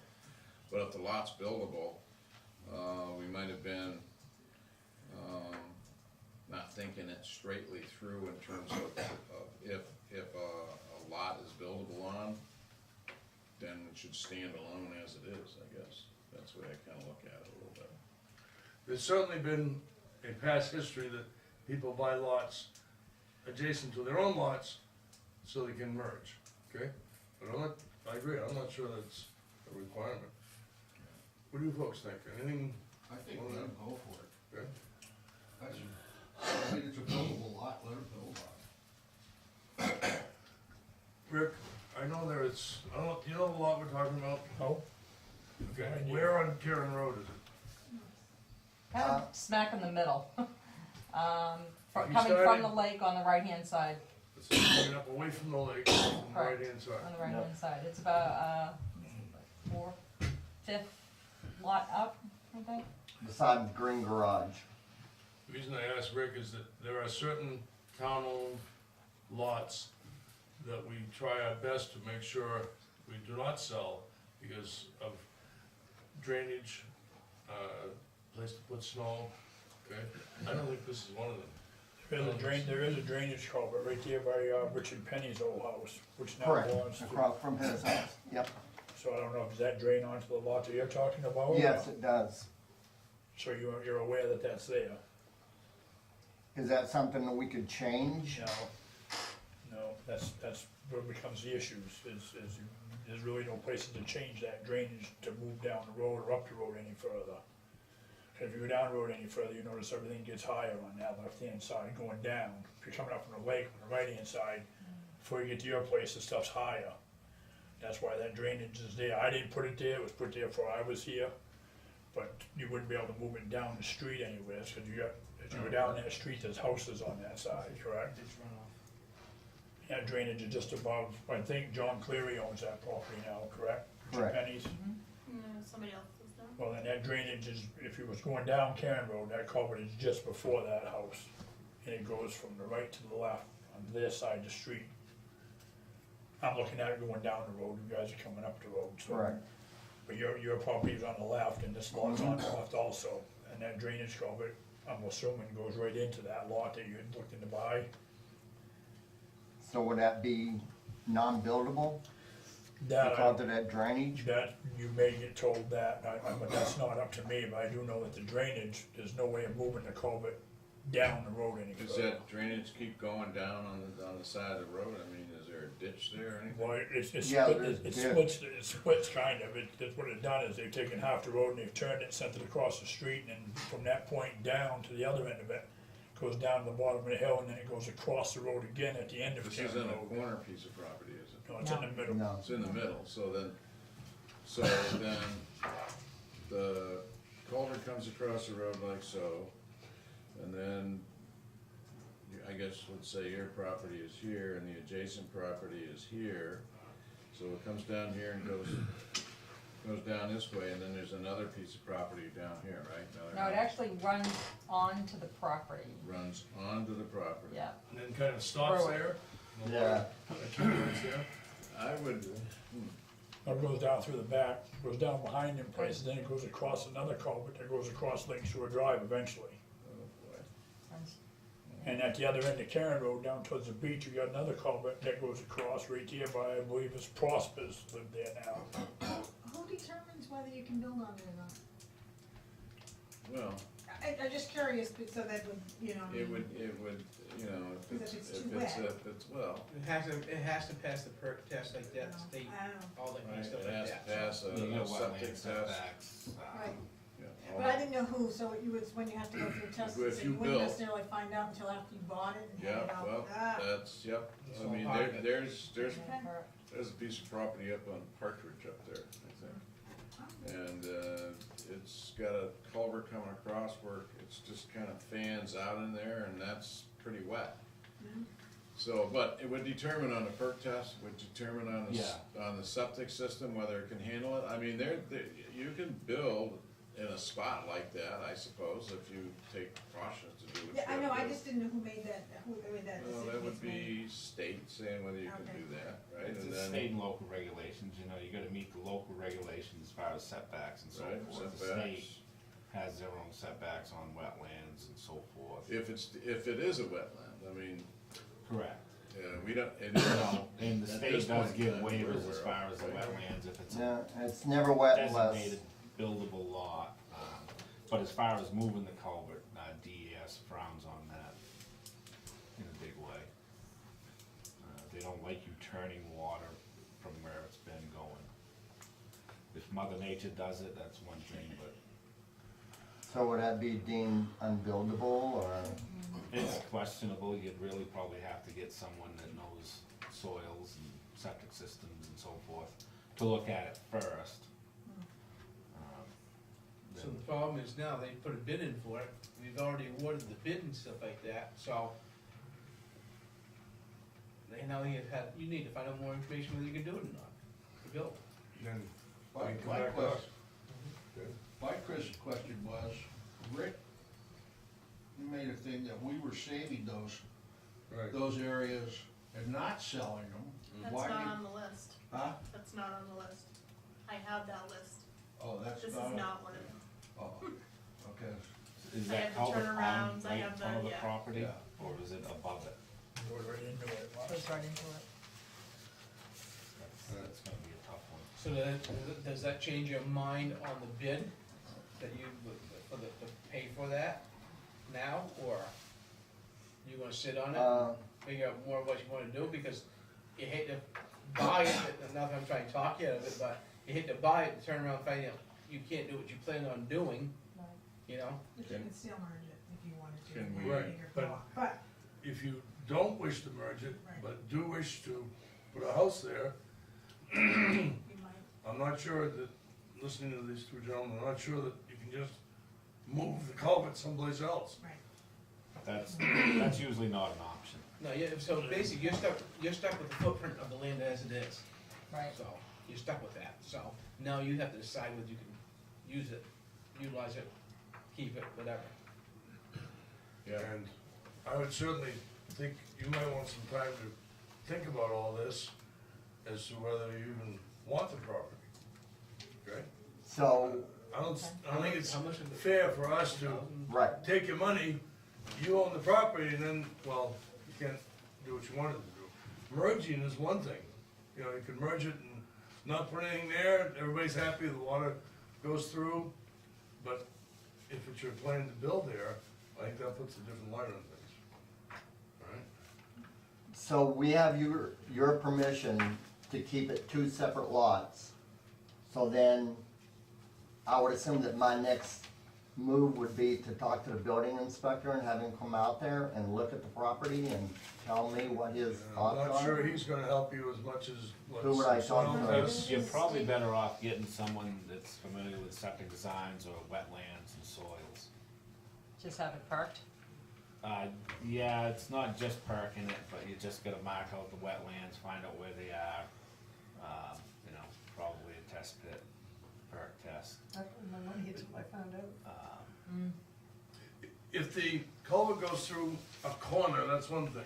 If it goes right in the middle, I'm opposed to moving it. If that's the case, I can understand why you'd be wondering, well, why'd we buy it? Right. Alright? If that turns out to be the case, I would hope you would come back to us and talk about unbuying it, okay? Because I agree with Rick, and whoever said it, very difficult to just change that flow.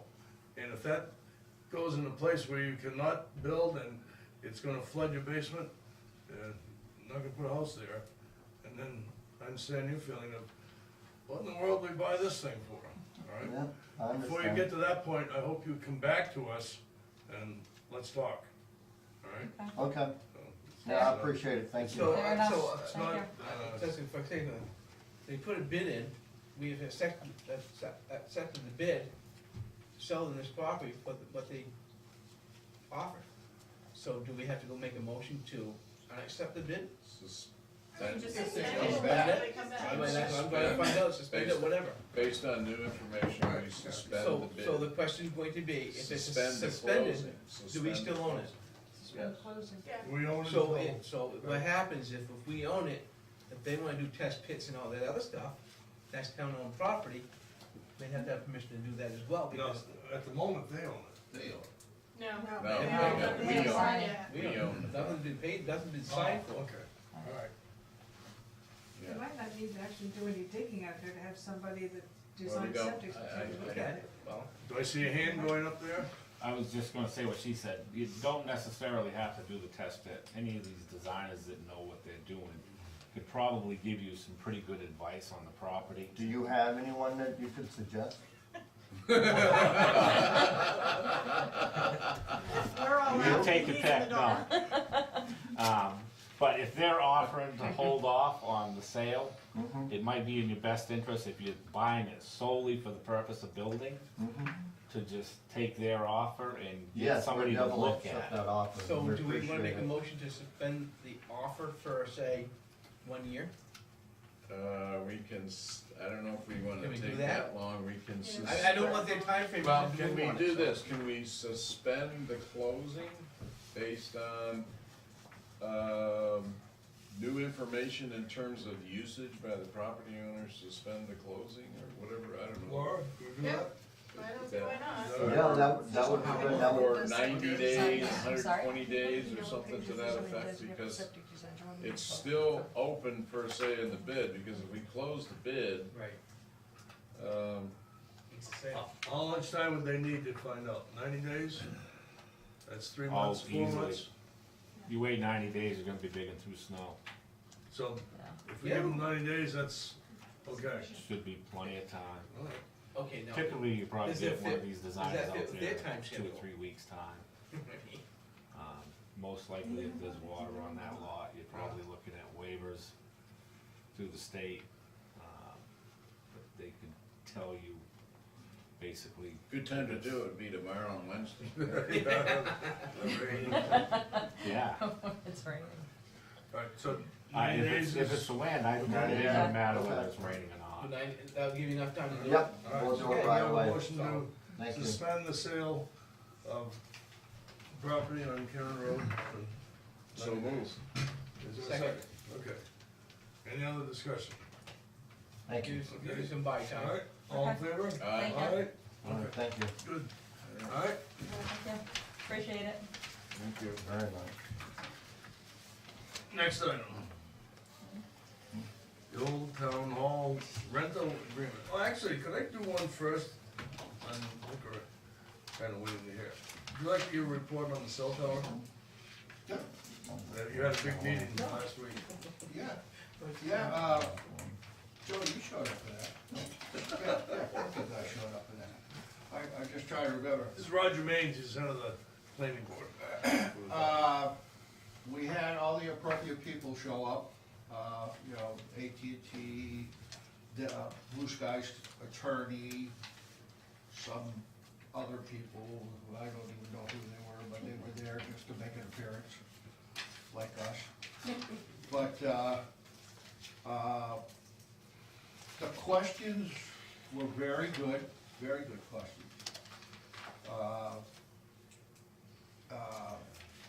After we had all the questions and answers, and of course, the board people up there answered the questions quite well too. After that was all done, we went, the planning board went into deliberation on the application, or the permit. We approved the permit, so we signed, we were gonna sign it that night, but we signed it last Thursday night. But they still had the 30 days in between when we had that to, if somebody wants to gripe about the tower situation or stuff like that, but I don't think anybody's gonna gripe about it. I didn't see the diggers down there today, so, John? I'm gonna in reference to Chevron signs that we bought with the grant that we had. A Chevron sign is an arrow sign that goes on corners. I don't know if anybody been up 153. It was my answer to not painting yellow lines on Kings Highway. That's what we've been approached again by people mentioning about painting yellow lines on these roads out here. We've got the Chevron signs over there. We got 60 of them over there right now. We've tried to invent something to go out there and put these signs in with. We failed at all our attempts so far. And we ran out of time now. The site's tied up, Eddie. I've been having a 3-man crew all summer. Signs aren't any good in the box. So I've got a hold of the company, AFTC, American Flag and Traffic Control. They've gave me a proposal number, and I know it's gonna sound high, but you gotta listen to me. They proposed 100 signs installed. They've only got 60 right now. We're thinking it's probably gonna take around 80 possibly to do What are it. these Chevron, if I may ask? Are they like road markers on the side Yeah, of the no, road? they're on a pole. They're an arrow like this Like for curves? for curves, for your sharp curves. Oh, okay. If you go up Route 153, you'll see them all the way up through 153, all the way into Maine. A lot of your state roads with sharp curves now have them on them. And this Oh, is the okay, company, okay. this company here is the company that did do this work for the state on Route 153. Okay. It meets all the MUTCD rules, laws, and regulations. They're set to the right heights and the whole 9 yards, off the road a certain amount. And like I said, he estimated, he gave me a price on roughly 100 signs. I've got 60, we're thinking it's probably gonna take around maybe 80. You won't know until you get out. Some corners are gonna take 6, some might take 4, some you might only be able to get a couple in, but they gotta be able to see it from both directions, so you're gonna have two posts side by side, one will be from this direction, you'll see the arrow, and you have the other direction. So it's hard to say exactly how many. So we priced it out basically at $98 per sign installed. That includes your traffic control, which that right there alone is $50 an hour. That's two guys at $25 an hour. He's figuring a week, could take a little longer than a week, so there's $2,000 right there just in traffic control. That's done by them. If we did it the other way, you're gonna spend $11,500 if we have two police officers out here at $70 an hour, so just a number. So the whole thing, if you got it bid out here or estimated out with I told them just leave it like at 100 signs. We're not gonna reach 100 signs. So if we did reach 100 signs, it'd be $9,800.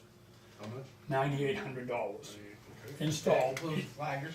Includes the flaggers, includes the stainless steel hardware that we don't have, that when we bought the signs, it's stainless steel bolts, not just regular bolts, because you can't rust, and they don't rust, you do then the sign messed up. And you take that and reverse that to striping your road out there. To stripe that road out there is gonna be around $5,200. That's one time, and once that wears out, you're gonna spend $5,200 again to do it again, and then you're gonna do it again, so a one-time hit for that kind of money, unless them signs get completely wiped out, you won't have to worry about replacing them again in a long time. They're aluminum signs on a galvanized post with stainless steel bolts.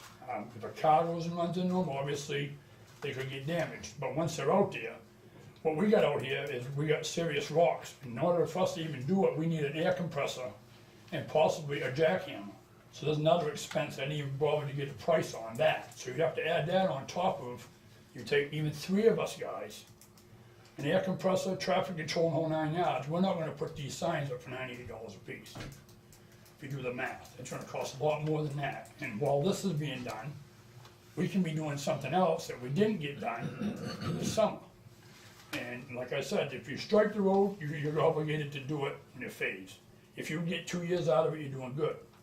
So you're gonna spend that money every other year. So it won't take long to eat up this potentially $9,800, which you won't land at that.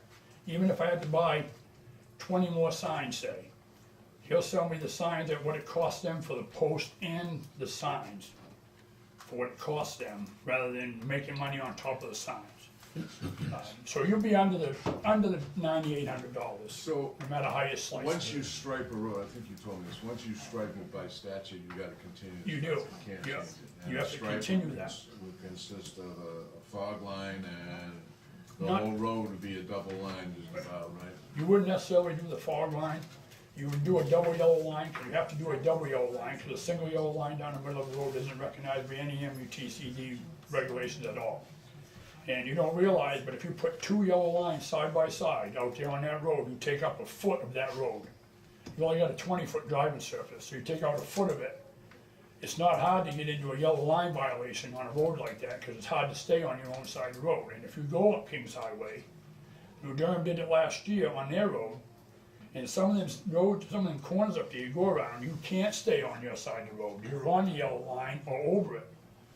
Because it takes up, you don't realize how far them lines are apart, but it takes up a foot of your road. You don't have a 22-foot surface out here that you're driving on. You get a 20-foot driving lane with your shoulders on the outside of that. So a state road, to take out a foot of the middle of that is a lot different than a foot out of the middle of a country road out here.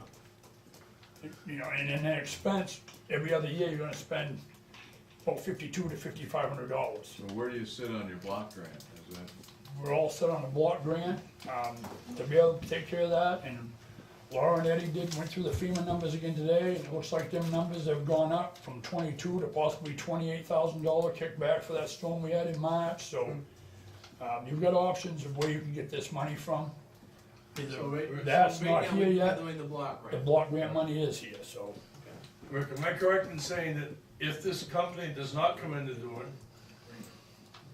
your crew is not gonna get it done before snow flies? No, and I believe Eddie and I have talked about it, we can't do it for that. I don't believe we're gonna do it You're for it. certainly not gonna do it in the middle of winter. Oh, no, you won't, once the ground The freezes, you're signs done doing anyways. No good in the little, ball. no good sitting in your. I've got storage 60 area. of them already, and them signs were already bought out of the other grant money that we got earlier this year. So, all this stuff is being done out of block grant money, not necessarily out of your regular How long have we budget. had the signs, Rick? What's that? How long have we had the signs?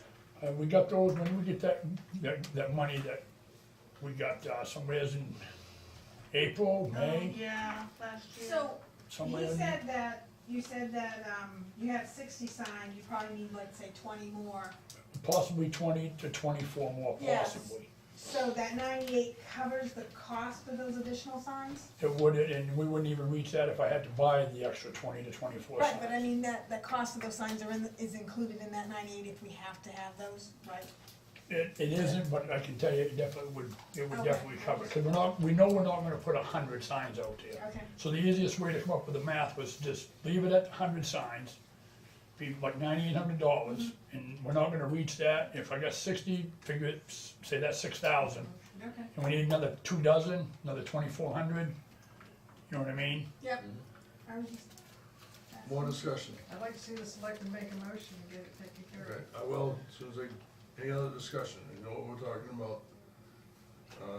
Certainly improves the safety of the roads.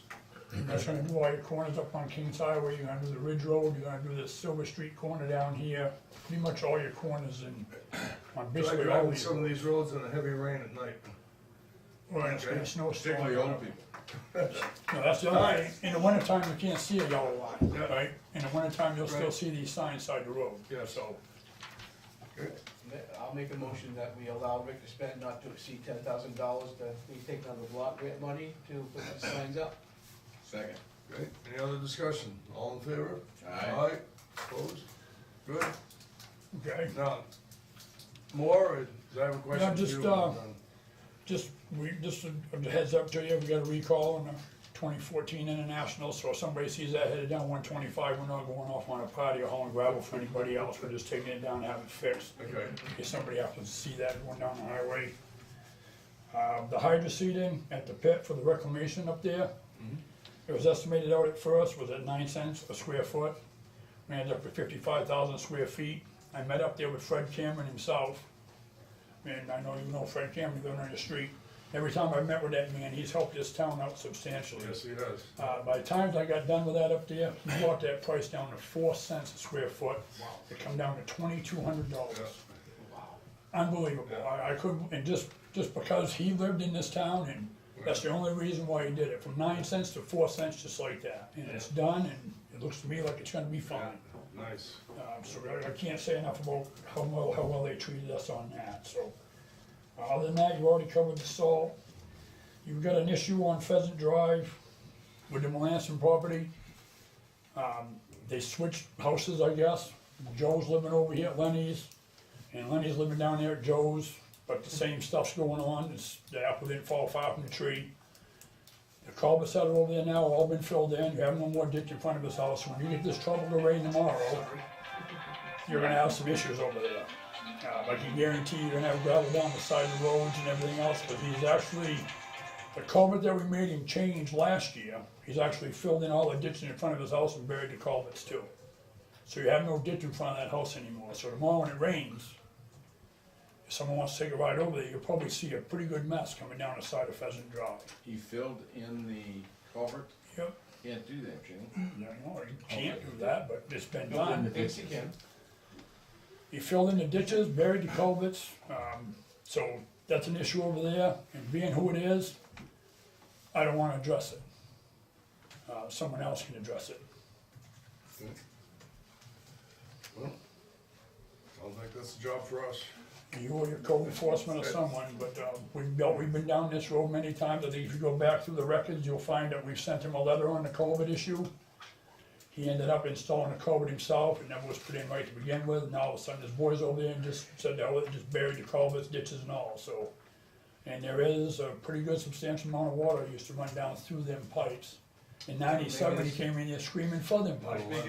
Oh, that's week, I'll be taking pictures of it. Yeah. Tomorrow will be a good day, tomorrow afternoon, when it's Yeah. pouring, you'll see it's gonna come down the side of the road and it's gonna go into Scott Carr's driveway, that's where it's gonna land.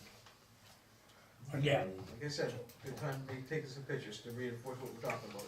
yep, you go back to your history, I'm sure Laura can show you whether she sent letters and the dates when they were sent, and COVID issues that have been addressed there before, this isn't the first time we've been there, we've been dealing with this quite a We bit. addressed the culvert issue just recently with a letter. Yeah. We might be doing it all over again for this Yep. place. Yep, So other than that, that's, something you just wanna take care of, and other than that, the new truck's back with the radio and stuff in it. We just gotta get the box, for 2 bucks for the back, we found a place we can get that cheaper than anywhere else, so we just do that ourselves. Other than that, that's it, and thanks for the signs, we'll get that, and I'll get ahold of them in the morning, they should be here in the next couple of weeks, he said roughly a week to do it, so.